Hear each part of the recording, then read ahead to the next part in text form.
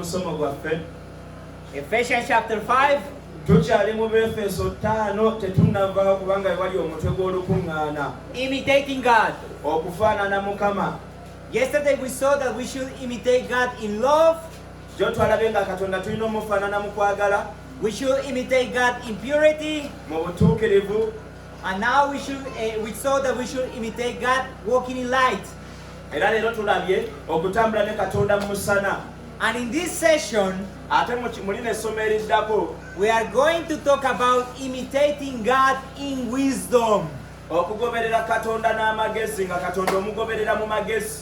in wisdom.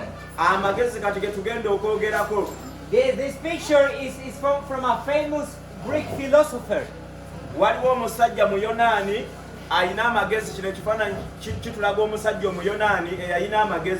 And these people, they used to spend a lot of time thinking about life and the good and moral and virtue and good things. Abasajja bano Abagreeki batwalanga obudde n'atuulaawo n'alowooza ng'alowooza anaafulumyayo ki ekigenda okugasa mu nsi. Actually, when Paul went to Athens, Bayibuli egamba nti Pawulo bwe yagenda mu kibuga kya Athens, he was talking with a lot of these men that they considered themselves wise men. Pawulo olunaku lumu yagendako mu Europe mu kibuga bakiyita Greek n'atuula n'abasajja abagezigezi n'atandika okwogera nabo. So imitating God in wisdom. Kati tugenda kwogera ku magezi kubanga ekyokubeera omutuukirivu n'okubeera n'okwagala naye nga amagezi temuli nakyo kirala. Please let us read Ephesians chapter 5:15. Abefeso 5:15. Nahagira kuna bwache mwelinde mumanye kumuru kugenda mukagenda nk'abataine bwenge kureka nk'abanyabwenge. Now it says, but be very careful. Bayibuli egamba nti mwegendereze how you live. Engeri gye mubeeramu. And he talks about two kind of people. Neeyogera ku bantu ba mirundi ebiri. They are unwise people, abatalina magezi, and they are wise people. Ate n'abalina amagezi. He said, be very careful. N'agamba nti mwegendereze mmwe. That expression, be very careful, is very interesting. Ekigambo kye bagamba nti mwegendereze kino ekifaananyi kikijjayo bulungi tunuulira ekifaananyi kino. The idea is the carefulness you have when you are crossing a river and you are stepping in rocks, on rocks. Waliwo okubanga eyo mu mawanga agamu osanga omugga nga mulina okugusomoka naye ng'omugga guno babaterawo obuntu bwe mulinnyako boogereza n'oteeka ekigere wabbali ggoonya ze zikulya. Because if you miss one rock, senga ogeza n'otalinnyako kantu kamu bwe kati n'osimatuka busimatusi booti. If this boy misses one rock, oyo n'ageza ejjinja erimu n'ataliteekako kigere, he's going to get drowned. Oyo ye bajja mwerabira bamuziike n'omuziika bayinza n'obutamuziika. So when you are crossing a river on rocks, kati nga bagamba mu bw'osomoka omugga guno bakuteramu obuyinja. You are paying all your attention. Where are you putting your foot? Kati bino nti omusajja yankyayo, omusajja yankubye ekiro namukutte ne message mu ssimu. Ebyo osooka n'obiteeka wabbali n'otunuulira akayinja k'ogenda okulinnyako tebayinza kutambula n'amagezi. And that's why Paul says, be very careful then how you live. Kati Pawulo agamba nti mutambule ng'abalina amagezi sisita. Tambula ng'alina amagezi tomala galinnya buli w'osanze. You see, it's very interesting. Sometimes I talk with the youths. Oluusi njogera nnyo n'abavubuka. I am a scripture teacher in the school. Engeri gye mperezaamu abantu be nnina bentera okusumba baba bavubuka. So I love to teach the P7s. Njagala nnyo abaana ba P7. It's a very important age. You are making a big step into high school. Bw'obanga omuntu ova mu P7 manya ogenda mu secondary eyo naye waliyo ebikulinze. So I asked them, okay, so what are your plans? Manya obabuuza mwe banammwe kati mulowooza kiki ekiddako? I don't know. Buli omu n'agamba nze simanyi newankubadde ng'ebbeere livudde naye sitegeera biddako. But what do you want to be in the future? What would you like to study? Ne mbabuuza kati bw'onaaba okuze oyagala kusoma ki? I don't know. Era n'agamba nze simanyi kwegamba ali awo ye tamanyi. But there is something you should like to do. Tell me, what do you like to do? Are you good with your hands? Are you good in maths? Tell me. Kale mbulirayo ekintu kyonna kye wandiyagadde. Oyagala kubeera engineer, oyagala kubeera ki? Kiki oyagala okubeera mu nsi muno? And then finally they start to think, yes, I think I like this and this and this. Omu n'atandika okulowooza n'agamba oba naavuga booda. Buli omu n'atandika okulowoozaayo ky'alowooza. You see, they are doing the opposite to what this verse says. Kaakati abo bakolera ddala ekiri opposite ku kino. Ebintu byonna by'alowooza alagira ddala nti amagezi go gabuliramu ddala.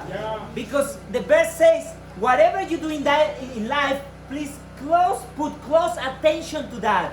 Bagamba nti ekintu kyonna ky'oyingiramu oba wogenda oteeka ekigere sooka olowooze sooka weetegereze sooka otwale obudde bwo sisita tomala gabuukira bulaza nti wamulabye mweru nnyo muwanvu n'ogamba kaŋŋende n'ono sooka olowooze so that you can live in wisdom. Kubanga ekyo kye bayita okutambula n'amagezi. Omuntu atalina magezi ye muntu akola ebintu nga tamaze kubiwa budde. Now what is wisdom? Amagezi kye ki? Colossians, the book of Colossians says that in Christ there are hidden the secrets of knowledge and wisdom of God. Mu kitabo ky'Abakolosaayi Bayibuli egamba nti mu Yesu Kristo Katonda mwe yateeka amagezi gonna. The book of Proverbs says that the beginning of wisdom is the fear of the Lord. Era ne bwe tugende mu kitabo eky'engero bagamba nti mu kutya Mukama amagezi mwe gasookera. But what is wisdom? Naye amagezi kyo kye ki? I'm going to give you my definition of Kakati wisdom. nze ngenda bbawa kyempita amagezi nga nnyonnyola ntya. Wisdom is biblical knowledge understood and applied. Kati ffe kye tuyita amagezi agamba nti ye kyayita amagezi kwe kusoma Bayibuli n'otegeera ebirimu n'obitambuliramu ago ge bayita amagezi. Every word in this definition is very important. Kubanga bannaye buli lunyiriri oluli mu Bayibuli lwa mugaso eri obulamu bwo. Listen, people. Muwulirize bulungi.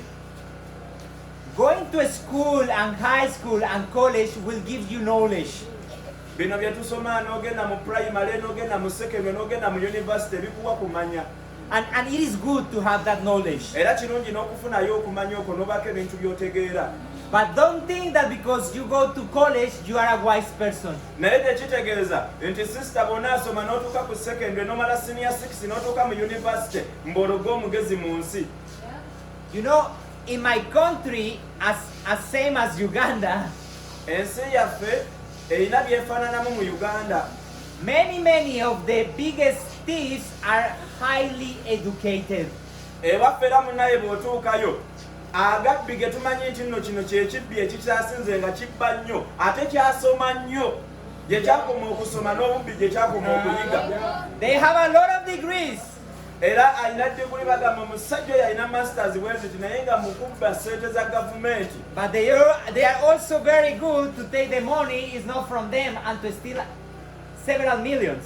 Newankubadde nga yasoma nnyo tekimugaana kwata ssente za luguudo zonna n'azirya n'agenda n'azimba ennyumba z'abapangisa. So knowledge doesn't guarantee you are going to be a wise person. Kati n'olwekyo okusoma mpaka ku university tekikufuula mugezi. You need to start with biblical knowledge. Ekigenda okuyamba obeere n'amagezi mu nsi kubeera na Bayibuli kubeera na kigambo kya Katonda mu ggwe.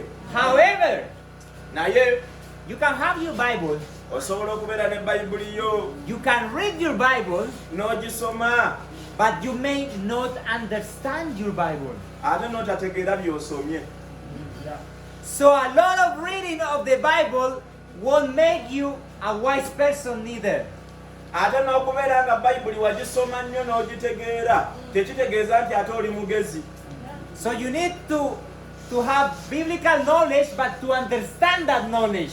Olina okumanyagana amagezi aga Bayibuli nga tambuliramu ntya. That's what we are doing exactly right now. Kali ku tayimu eno tuli mu kutegeera Bayibuli tuli mu giyitamu tugisoma. Right now I'm helping you to understand the knowledge that is in the Bible. Kati nkuwa okumanya okuli mu Bayibuli. Right? That's the job of a pastor and teacher. Era omulimu gwa pastor kusomesa Bayibuli ogitegeere omuntu otambula otya ng'okozesa Bayibuli. That's why God made us pastors, to help people to understand the truth of the scripture. Yensonga lwaki Mukama yatuteerawo abasumba batuyigirizenga batusomesenga olina okujja mu Bible study. However, Naye you can have the Bible, osobola okubeera ne bayibuli yo You can read it and understand it. n'ogisoma n'ogamba amateeka 10 ngategedde That doesn't guarantee you are going to be a wise person. naye era nakyo tekinategeeza nti olwo oli mugezi. The last step that depends on each of you Ekisembayo we twawukanira yasoma n'ataasoma is this one, to apply that. bakiyita ekigambo apulayi. Kale sisita bulaza wategeera olunyiriri lugamba toyendanga. Kakati bwe wamala okitegeera otambula otya, oyenda oba toyenda. To put it into practice. Ebigambo by'osoma obiteeka mu nkola. You see, one thing is to know that that projector is able to show images. Kati ffenna tuli wano tukimanye bulungi nti ekyuma kino kyekikuba ebifaananyi wano. You can know that. You can know that. Era buli omu osobola okitegeera n'ogamba naye kino ekyuma kirabika kyekikanyuga ebintu wano. But when you turn on the projector and actually you show the image, you are using that knowledge. Nkati nga mmaze okitegeeramu entyo ate nentegera n'okumanya nyiga peesa ki mbigatta ntya ne bituuka wano. So if you want to be a wise person, N'olwekyo oba oyagala okubeera omuntu omugezi you need biblical knowledge. weetaaga amagezi, weetaaga okumanya bayibuli. That is very important to know the Bible, to read it, Kirungi nnyo okumanya bayibuli byeragira or to listen it. n'okuwulira bye bakugamba nga biva mu bayibuli. Some people say, Camilo, I don't know how to read, so I can read the Bible. Mulimu abagamba nze pasita saasoma sirina weetandikira kusoma bayibuli. I say, that's fine. Don't worry about that. N'omugaa tofaayo tutegedde. But you can go to someone that knows how to read and you can listen. Naye twala obuvunaanyizibwa bayibuli gigule wakiri gamba omwana we yasoma agikusomere ogitegeere bulungi. Can we or can't we or can? We can do that, right? Nsuubira abooluganda ekyo tukisobola obanga tewasoma osobola okugula bayibuli ne bagikusomera si bwe kiri. I'm going to tell you something. The Christians at that time of Paul and Peter and the apostles, Njagala okubagamba bali abaaliwo mu biseera biri ebyaba Pawulo ne ba Peetero. they didn't have written word. They didn't have New Testament. Kati naawe ekitegeere bulungi abaaliwo mu biseera by'Abeefeso baali bayibuli tebannagikola. So they gathered together and they listened the teachings of the apostles and the teachers. Era baatuulanga abatume ne bababuulira ebigambo nga tewali bayibuli wadde bayibuli zaali tezinnafuluma. Kati abatume baatuulanga ne babayigiriza ekkubo lya Katonda bwe lirina okubeera. And they grew up spiritually. Era baakulanga mu mwoyo ne baba b'amaanyi. Tebereze kanisa mu Efeso oba ekkanisa y'Abakolinso baatulanga ne bababuulirira bubuulirizi nga tewali lupapula n'olwo lwe babikkula ate ne baba b'amaanyi mu mwoyo. But once we understand, Naye bwe tutegeera remember, it's very important to put into practice.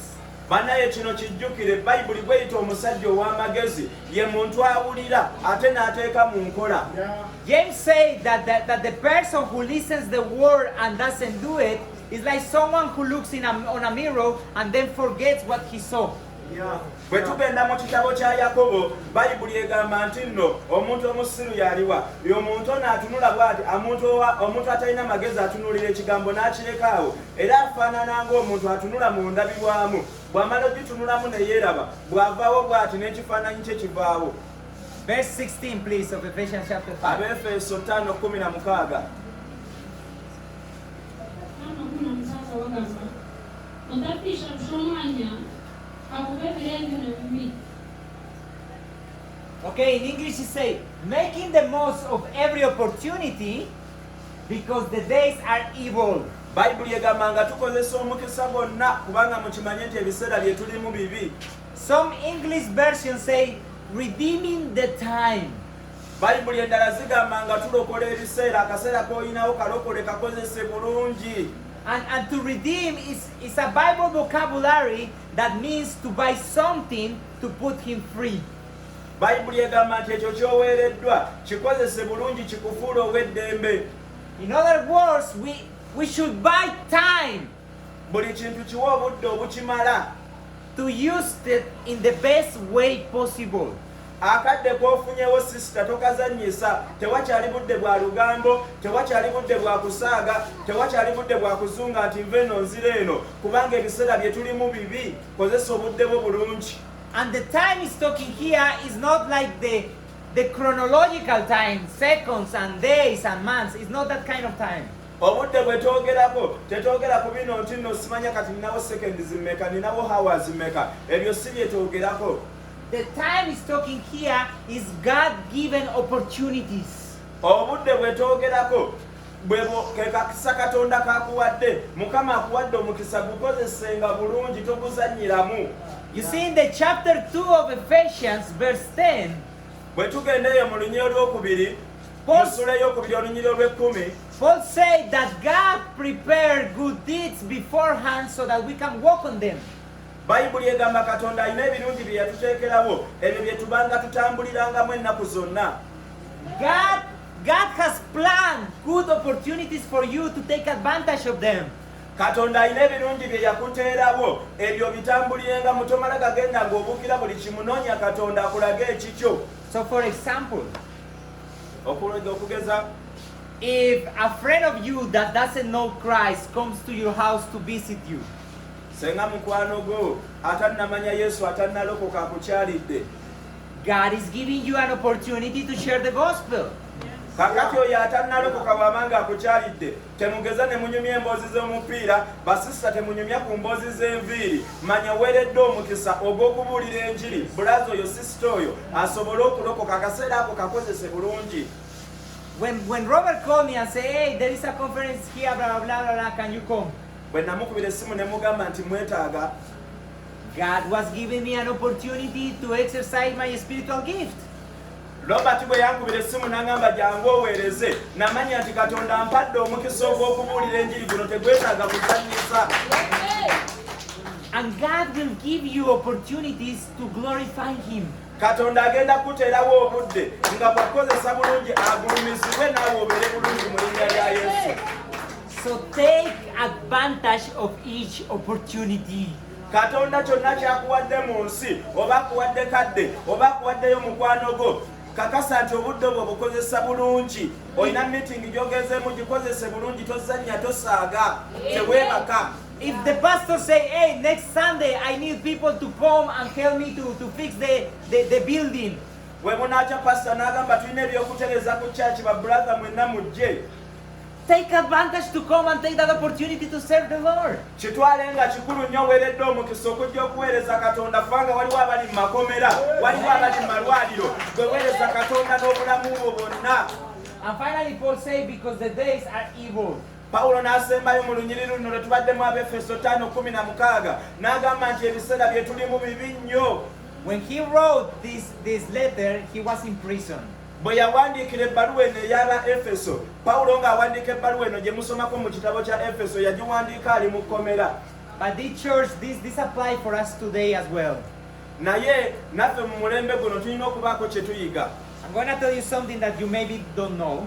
Ngenda kubalaga ekintu oyinza okuba obadde tokimanyi. The new president of the United States, Biden, Pulezidenti omupya owa Amerika gwe bayita Biden, he encouraged homosexuality and all this sinfulness. ono pulezidenti omupya kubanga Trump abamu bali tebamwagala nga ye ayagala bya Katonda. Kati Amerika neronda pulezidenti omupya gwe bayita Biden akkiriza omusajja ku okuwasa musajja munne n'abakazi okuwasa bakazi bannaabo abamu bafumbirwa n'ensolo.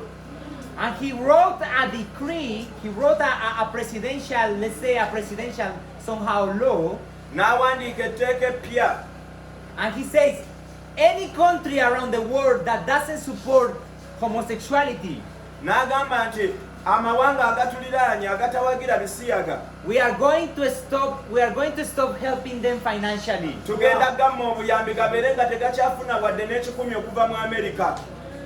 So for example, for Uganda, that's a big deal.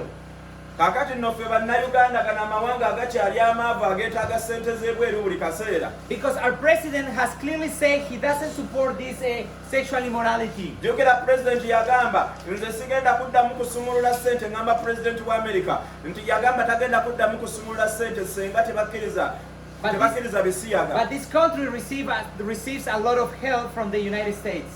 Naye ate mujjukire eggwanga lyaffe Uganda lifuna ssente nnyingi okuva mu Amerika. So you will see in the future Kati ojja kutunuulira mu biseera ebyo eby'omu maaso that this country is going to be pushed to accept that. ojja kulaba nga bannayuganda nabo olwokubanga ebiseera bye tulimu bibi nga abakulembeze batuuse nga bagamba yowaye be bamanyi kati abasajja bafumbirwe n'abasajja. You see, South America, many years ago, eyo gyenvira mu maserengeta ga America, we were very fearful of God, and we weren't in favor, for example, of abortion. feeyo gye tuviira mu South America twakulanga tutya Mukama era okuwulira omuntu nti yaggyemu olubuto nga bannaye kitwewuunyisa. But the devil was pushing so far that now there are several countries when abortion is legal. naye munnange ensi gye yagenda ng'eyonooneka oli wadde mbofuna olubuto ate nomala n'olugjamu oba tolwagala ogamba nze sirina budde bulabirira bakaggyemu. And if you want to, even if you are a doctor and you don't want to make an abortion, ate bw'obeera ng'oli dokita nga toyagala kugyamu lubuto, they put you in jail.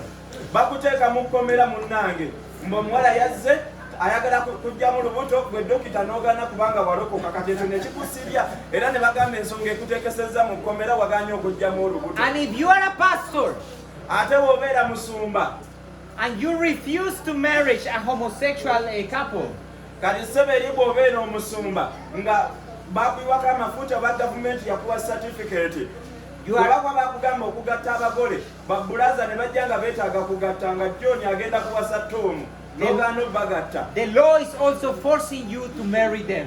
ate naawe amateeka gakuteeka mu kkomera. So my friends, I don't want to scare you. kati n'olwekyo mwe abali mu kutijja ogamba nze genda mu Amerika nja kubeera eyo nkole n'amakanisa. But we are living in evil days. tegeera nti ensi gye tulimu mbirimu bajja kugamba okola ekintu ogaana okikola. The evilness is growing and growing so fast. bannange ekibi kyeyongera kukula bukuzi buli lunaku ekibi kikula bukuzi. So let us take advantage of every opportunity that kati God ensi gives nga us. tennayonooneka nnyo sister brother kola bulungi bulira enjiri kola ky'oteekeddwa okukola. This is how some Christians imagine Satan, the devil. abantu abamu sitaani balina engeri gye bamulowooza okubeeramu.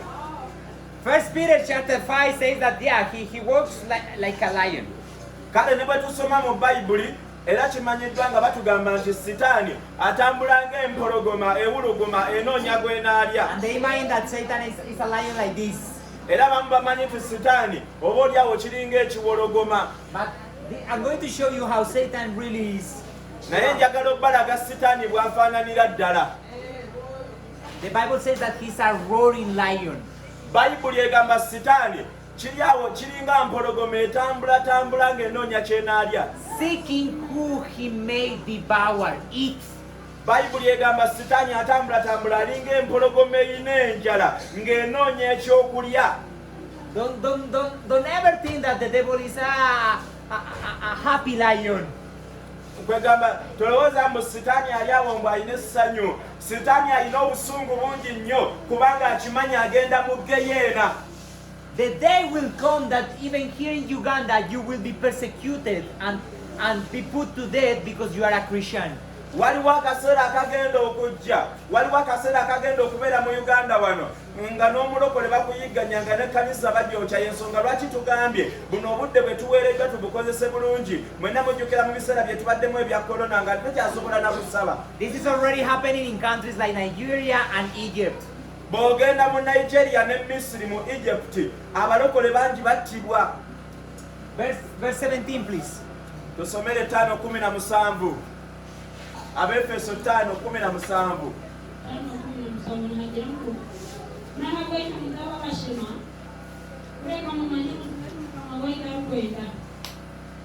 You see, Paul says because the days are evil, Pawulo atugamba nti olw'okubanga obudde bwe tulimu bukyamu because the coming of Jesus is at hand. nga okudda kwa mukama waffe Yesu kusembedde. Therefore do not be foolish but understand what the will of God is. bayibuli egamba nti n'olwekyo tuleme okubeera abasiru naye bulijjo tunoonyenga okwagala kwa Katonda. And they here, foolish is a person that lacks practical knowledge. omuntu omusiru ye muntu ali awo nga tamanyi kwegamba tasobola kuddira kyamanyi n'akiteeka mu nkola. But understand means to put together the precept with the thing that is perceived. naye kye bagamba nti olina okutegeera oddira ky'omanyi n'okiteeka mu nkola. Okay? So we ask ourselves, what is the will of God? tulina ekibuuzo kye bayita okwagala kwa Katonda kye ki? And many Christians today, they look at this guy when they ask themselves, what is the will of God? Nga bw'olaba ono bulaza ali mu kusoma naye ffenna abasomako mujjukira nga bakuterawo ebintu paayala sikweyadi simanya bikoze bitya ng'obitunula bwoti n'obuuza ne gye bigenda okugasiza mu future ebya paayala nga tobirabako mugaso gwabyo. What is the will of God? N'ogamba newankubadde bansomesa paayala kyubuli sikweyadi simanya bikoze bitya kati wano okwagala kwa Katonda kwe kuliwa. Should I study this? Otunulya n'ogamba naye ddala bino mbisome birina gye binantwala oba. Should I buy this plot? N'ogamba naye no ploti njigule oba sigigula. Should I marry this person? N'ogamba naye bannaye basisita basusse okunyirira waliwo abaavudde entuŋŋamu waliwo abaavudde erujiiko erikunjiri waliwo abaavudde embala kati nze mpasaaliwa. What is the will of God? Kwegamba n'obeerawo nga tomanyi kye bayita kwagala kwa Katonda. And you know the will of God has been clearly revealed in the Bible. Naye Bayibuli kye bayita okwagala kwa Katonda ekitulaga mu Bayibuli. 1 Thessalonians chapter 4, 3-7 says, For this is the will of God, your sanctification, that you should abstain from sexual immorality. Ke batusomere mu Basesalonika ekisooka 1 Thessalonians chapter 4 Basesalonika ekisooka essula 4 okuva ku 3 mpaka 7. It says clearly what is the will of God. Ennyonnyola kye bayita okwagala kwa Katonda. Just read verse 3 please. Nagalyangu kumanye ekintu ky'olanga kubembeza okwezibwa mukerinda obushambani omuntu wena mulimu amanye ekyokutegeka omugero gwe omukwera n'omukitiinisa 5 tumuruga okukuligira kubi ng'abanyamahanga batali kumanya Ruhanga omuntu wena aleke kushishakashaliza mu kigezi omu kigambo ekyo. You see, the Bible clearly says what the will of God is. Kye bayita okwagala kwa Katonda bakiyita butukuvu. Also, it clearly says that the will of God is for us to submit to the authorities. Ate bwe tugendako waliwo bwe tuba twogera ku kwagala kwa Katonda. Number 1 okutambulira mu bulamu obw'obutukuvu. Number 2 okubeera nga tuli beetoowaze eri obuyinza obututwala. Peetero ekisooka okuva ku 2 Peetero ekisooka essula 2 okuva ku 13 mpaka 15. Number 3, also in Peter, to suffer with joy because we are Christians and we do the will of God. Kye bayita okwagala kwa Katonda oluusi kirimu n'okubonaabona naye ng'ate tulina essanyu lyaffe. The Bible clearly says, for this is the will of God, that you suffer with joy because you are doing good. Kye bayita okwagala kwa Katonda bwe tugenda mu kino ekitabo ekya Peetero bagamba nti oboneebone naye nga ky'obonaabonera ddala kirimu essanyu nti Katonda agenda kusiima okusinga ogamba nti wabonyebonye bakutte ne mukaabendi. Also in 1 Thessalonians, the Bible also says, the will of God is for us to be grateful always. Era kye bayita okwagala kwa Katonda okubeera nga tusiima ennaku zonna Mukama ng'omusiima olw'obulamu bw'akuwadde omusiima olw'amagezi g'akuwadde. According to 1 Timothy chapter 2, to share the gospel so that people can be saved is also the will of God. Era kye bayita okwagala kwa Katonda kwe kubuulira enjiri n'obuulira abantu abatannalokoka nga bwe kiri mu Timoseewo ekisooka 2:3 okutuuka ku 4. And finally, in Psalms 37 verse 4 and 5, it says, delight yourself in the Lord. Psalms. Okay. Yes. Bwe tugenda mu Zabbuli 37, Zabbuli 37 okuva ku 4 mpaka ku 5, kye bayita okusanyukira mu Mukama. Katonda bw'omusanyukiramu bw'obuulira enjiri bw'obeera ng'osiima bw'obeera ng'oli mwetoowaze bw'obeera ng'oli mutukuvu ekyo kyonna bakiyita okwagala kwa Katonda. Now listen. Katuwuliriza. If you are doing all these things in your life, bino byonna ng'obikola oli mutukuvu oli mwetoowaze eri abakutwala okkiriza okubonaabona ku lw'enjiri obuulira enjiri osanyukira mu Mukama. the will of God is whatever He puts in your heart. Ekyo Katonda kye bayita bino byonna bonna amala obikola okwagala kwa Katonda ogenda kuwulira mu mutima gwo. Are you hearing what I'm saying? Kasuubira okitegedde bulungi bw'otambulira mu butukuvu n'otambulira mu bwetoowaze n'otambulira mu kusanyukira mu Mukama ogenda kuba ng'otegeera kye bayita okwagala kwa Katonda. If you obey these things that are in the Bible already clearly revealed, bino bye tulabye bwe tunaagenda nga tubyetegereza bulungi nnyo It's okay. If you walk in those things, ebyo bwe tunaabitambuliramu you can do whatever else you want. bw'onaatambuliramu ebyo bye twogeddeko katonda waffe agenda kuwa buli kintu kyonna ky'oyagala mu nsi muno. The Bible says that those who belong to Christ are led by the Holy Spirit. bayibuli egamba nti abo abakulembera omwoyo omutukuvu be baana ba katonda. But you know what is the problem? naye omanyi obuzibu obuliwo. Some people is asking God, who should they marry? abamu amanyi ogenda mukama n'agamba mpasaanira nti bonna balungi kati nnondekaani. But they are not walking in purity as God already has told them to nga walk. tojja kutegeera kwagala kwa katonda nga totambulira mu butukuvu. How can you know the two if you don't know the number one? onaamanya otya ekyokubiri ng'ekisooka tewakitegedde. Let us do first the number one, and for sure God will tell us how to do the number two. bwe tunaakola ekisooka nga tugondera katonda katonda agenda tubikkulira n'ekyokubiri tukimanye. Amen. Let's read please verse 14 and 15 of Ephesians. 18 and 19 and 20. Abefeso 18, 19 n'abiri. Abefeso sura 5, Abefeso sura 5 kuva ku 18 mpaka ku 2. nahagira ngo mutarisinda vinyo erumu okujagara kureka mu ijuru omwoyo 19 mugamberane zaburi n'ebyeshongoro n'ebyevugo by'omwoyo nemweshongorera mukama n'emitima yanyu yona nimutere nanga 20 nimusima aruhangishe boona obutosha ahabwa byona omu izina lya mukama wetu Yesu Kristo nimworoberana omukutiina Kristo. Why I asked to read these three verses together? Lwaki ennyiriri zino nzibasabye zonna muzisome 3? Because they are just one sentence in the scripture. Kubanga zonna nga bw'oziraba bw'ozigattagatta olina ky'otegeeramu. Okay, usually you read verse 18, then verse 19, and verse 20, but the three are connected. Bw'osoma 18 n'osoma 19 n'abiri zonna zirina engeri gye zikwataganamu. The two main verbs in that big sentence Kye tulaba awo mu makkati awo are don't get drunk and be filled. Bayibuli egamba nti no temutamiira. Don't get drunk and be filled are the two main verbs, the two main things we have to Temutamiira do. wabula mujjule omwoyo bye bimu ku bikulu ebiri wano. And then when he says speaking in this and this, Era ne tugamba okwogeranga mu Zabbuli n'ebirala byonna. it's talking about the consequences of being filled.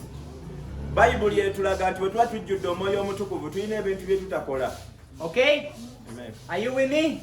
Otegeera bulungi. Good. Now, this is very important to understand. I really need your understanding here, your mind. Njagala kino okitwale kikulu nnyo okukitegeera. Paul is saying, don't get drunk with wine. Bayibuli egamba nti temutamiiranga omwenge. Okay? He talks about it's very interesting. I mean, in that time in Ephesus, Mu biseera ebyo mu kibuga Efeso some people worship a god called Dionysius. eyo baali balina katonda gwe basinza gwe bayita Dionysius. And in that worshiping, they used to drink a lot of wine. Era bwe bagendanga eyo mu kusamira ne bagattako n'okutamiira okw'amaanyi. Okay, so probably the idea of this cult to Dionysius Ensonga lwaki nkyogera ku kikatonda kino was like you get so drunk abantu bano abaagendanga okusinza kikatonda kino baatamiranga nnyo that the spirit of this God will get into you and control you. era gye baakomanga okutamiira nga ne kino kikatonda kino nga kitandika obbafuga ebirowoozo byabwe. So it may be that Paul was that in mind when he said, don't get drunk with wine that leads to debauchery. Pawulo n'agamba nti mwekuuma okunywa omwenge kubanga bw'onywa omwenge otandika okukola ebintu eby'obussiru. And this debauchery means excessive indulgence in sex, alcohol, or drugs. Kubanga omuntu bw'amala okunywa omwenge asobola okukola ebintu anywa enjaga akola buli kintu kyonna omwenge guba gwamwonoona obwongo ng'asobola okukola buli kya bussiru kyonna. I'm pretty sure we all have had the opportunity to see a drunk person. Kye mmanyi nti nno mwali mulabye ku batamiivu n'eno gye bali. When someone is drunk, that person doesn't do anything good. Omuntu nga yatamidde bulungi tasobola kukola kintu ky'amagezi. When someone is drunk, he's easily involved in sexual immorality. Omuntu nga atamidde bulungi asobola n'okuddayo n'akwata omwana. That person is easily involved in fights. Omuntu nga yatamidde atandika n'okwekuba amacupa, batandika n'okulwana ne beekuba n'emiggo. That person is easily involved in violence. Atandika effujjo lyonna. It's very bad to be drunk. Abooluganda togezanga n'okomba ku mwenge. Now Paul is going to make a comparison, a contrast. Kati Pawulo agenda kunnyonnyola kye bayita obutatamiira ne kye bayita okujjula. He says, don't be drunk with wine or don't be controlled by wine. Pawulo agamba nti mwewala omwenge, temunywanga omwenge, temukkirizanga omwenge obbafuga. But be filled with the Spirit, be controlled by the Spirit. Naye mujjulenga omwoyo omutukuvu. Omwoyo omutukuvu y'aba avuga obulamu bwammwe mwe abaalokoka. So when the Bible is talking about being filled by the Spirit, by the Holy Spirit, Bayibuli bw'eyogera ku ky'okujjula omwoyo omutukuvu, in other words, it's saying be fully controlled by the Holy Spirit. Bayibuli bw'egamba okujjula omwoyo omutukuvu, kiba kitegeeza nti omwoyo omutukuvu y'aba afuga obulamu bwo bwonna, buli ky'okola, buli ky'olowooza, buli ky'oyingiramu ng'omwoyo omutukuvu yakuluŋŋamya. And here is when sometimes the heresy comes, the error comes. Kaakati wano obuzibu we buviira. When I was a new believer, Bwe nali nga nnaakalokoka, I was taught that the Christian was like this empty bottle. bwe nali nga nnaakalokoka nalaba ng'omulokole nga bandaga nti omulokole abeera ng'ako akacupa bw'okalaba akatalimu wadde n'ekintu. So because the Bible says that you need to be filled with the Holy Spirit, Kati olw'okuba Bayibuli egamba nti nno olina okujjula omwoyo omutukuvu, this is the Christian, kaakati ono ye mulokole, so you needed to be filled with the Holy Spirit. baatugamba nti olina okujjula omwoyo omutukuvu. And you were filled with the Holy Spirit. Kati bw'ojjula omwoyo omutukuvu, But the problem is that sometimes you could sin during the week. ate munnaye gwe bagambye okujjula omwoyo omutukuvu, makkati ga wiiki n'olyoka ovuma, n'olyoka oyenda, n'olyoka okola effujjo lyonna. So the Holy Spirit fled away from you. Olwo omwoyo omutukuvu n'adduka mbu n'agenda. So you came again empty. Ate olwo n'okomawo ng'okalidde, olina okujjula buto. Then you have to ask again to the Holy Spirit to fill you again. Ogamba omwoyo omutukuvu komawo, munnange nayonoonye kati nziraamu bupya. And so on, because you could be empty of the Holy Spirit. Ng'era nawe gwe kennyini owulira obadde mukalu. And to teach that, they use this verse of Ephesians. Era bwe baali ng'ekyo bakitusomesa baatuwola olunyiriri olw'Abeefeso olugamba nti mujjule. Okay, my friends and church, that teaching is completely wrong. Kaakati nno nze njagala obbagambe be batusomesa tebyaliwo ebityo, si weebityo Bayibuli bwe yali etegeeza. A Christian can never be emptied of the Holy Spirit. Amazima gali nti omuntu oba ng'olokose, omwoyo omutukuvu tamala gakuleka. Are you hearing what I'm saying? Njagala obiwulira ate obitegeere bulungi. Actually, the same book of Ephesians, chapter 1, verse 13, Era bwe tuba tugenze mu Befeso essula esooka kanyiriri ka 13, it says that after hearing the gospel and believing in it, Bayibuli egamba nti mwe mwamala okuwulira enjiri ne mugikkiriza, we were sealed with the Holy Spirit of the promise. egamba mwateekebwako akabonero ak'omwoyo omutukuvu. A true believer has always the Holy Spirit living in him. Era munnange bw'amala okulokoka n'ogamba nti Yesu ndokose, okuva olwo wayingira mu management y'omwoyo omutukuvu y'alina okukufuga. And this is very important for you as a believer to understand. Era kirungi nnyo kitegeera ggwe ng'eyalokoka. The Holy Spirit doesn't comes and lives a believer. Abaaye omwoyo omutukuvu tali awo nti bw'agenda bw'akomawo, bw'agenda bw'akomawo. Omwoyo omutukuvu talimu eyo bizinesi kati leero ngenze kankomewo, ayonoonye ngenze kankomewo, si byaliko ebyo. Once you are sealed with the Holy Spirit, He remains with you forever. Bannaye Katonda bw'amala n'akuwa omwoyo, ng'ebyawandiikwa bigamba nti agaba omwoyo teyejjusa, Katonda akuweera ddala omwoyo we. That's what we call the indwelling of the Holy Spirit in the believer. Omwoyo ayingira mu bulamu bwo n'atuula mu bulamu bwo n'atambuza obulamu bwo. And you know why I make this clarity? Omanyi lwaki kino nkikutegeeza okitegeere bulungi? Because as I was a new believer, bwe nali nga nakalokoka of course I was struggling with a lot of sinful habits that I have from the past. bwe nali nga nakalokoka nali nina emize gyange egyali gikyaganyeganyemukko nga nina bye nakolanga nga sinnaloka kale ne bwe nalokoka ng'ebimu bikyantawaanya And I thought I didn't have the Holy Spirit sometimes living in me to help me. era ne mmanya nti osanga wadde bino bintawaanya kirabika n'omwoyo omutukuvu ndowooza simufunanga. I thought that because that's what some people taught me. Ne ndowooza y'ensonga lwaki kati bansomesa baŋŋamba gwe owooluganda okyali mukalu tojjulangako And they wadde. told me, you need to pray for this Holy Spirit to come in you. Ne baŋŋamba olina okusaba osabe nnyo ojjule omwoyo. And I was very confused. Awo nze ne binnema n'okutegeera saabitegeerera Because they were teaching you can be a Christian mb'osobola okubeera omulokole and still not have the Holy Spirit. mbu n'obeera omulokole ate nga tolina mwoyo omutukuvu. So I was very confused. I was living and struggling in a life of sin. Nze nali nga g'amazima gali nti ntoba n'ekibi nga nwanagana n'ekibi mu mutima gwange. And somehow I was blaming God because He didn't give me His Holy Spirit. Era oluusi nga mmanyi okuvunaana Katonda nga mugane Katonda lwaki tompa omwoyo omutukuvu bino ne mbiwangula. But when I started to read the Bible and to study the Bible, Naye bwe natandika okusoma Bayibuli ne nnyongera ogitegeera obulungi. I discovered that as soon as I become a Christian, the Holy Spirit comes and lives in me. Nategeera nti Katonda bw'alokola omuntu n'amuyita n'amugya mu kizikiza amuteekako akabonero ak'omwoyo omutukuvu. And He will never leave me. Era olw'okuba Katonda akwagala nnyo tagenda kumala gakuggyako mwoyo we nti mwagende. Amen. Amen. You need to know these things. Bino olina obimanya ate olina obitegeera. So Paul here in Ephesians is talking about being controlled by the Holy Spirit. Pawulo agamba okubeera nga tufugibwa nga tuluŋŋamizibwa nga tukulembera omwoyo omutukuvu. Actually, that control is a commandment for us. Bayibuli egamba nti nno kino eky'okutiwa omwoyo omutukuvu abeere ng'atuluŋŋamya kiri mu mateeka ga Katonda nti omuntu bw'olokoka oweebwa omwoyo omutukuvu okuyamba. Okay, he said, don't be drunk with wine, but be filled with the Holy Spirit. That means live being controlled by the Holy Spirit. Egamba nti kati oba tokyafugibwa mwenge kubanga tokyagunywa kati omwoyo omutukuvu yaliwo okuyamba mu bulamu bwo buno obw'ensi.